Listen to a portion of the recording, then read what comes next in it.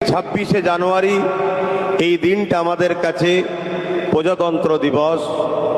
এই দেশ 1947-এ ব্রিটিশদের কালো থাবা থেকে, তাদের স্বৈরাচারী শাসক থেকে আমাদের মাতৃভূমি আজাদ হয়, মুক্ত হয়। কিন্তু এই দেশটাকে আগামী নতুন করে কিভাবে পরিচালনা করা যাবে, এর জন্যে ডক্টর বাবা সাহেব আম্বেদকরের নেতৃত্বে আরো অনেকে মিলে একটা সংবিধান রচনা করা হয়। সেই সংবিধান 1950 26শে জানুয়ারি এই দিনে প্রথম লাগু করা হয়।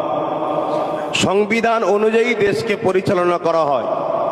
সেই হিসাবে এই 26শে জানুয়ারি এই দিনটা আমাদের কাছে প্রজাতন্ত্র দিবস।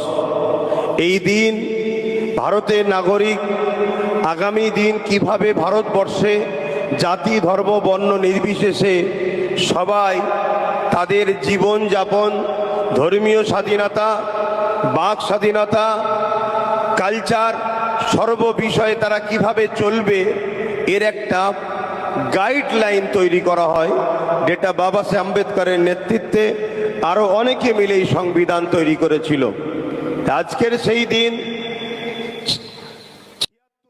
আমরা সেই প্রজাতন্ত্র দিবস উদযাপন করছি।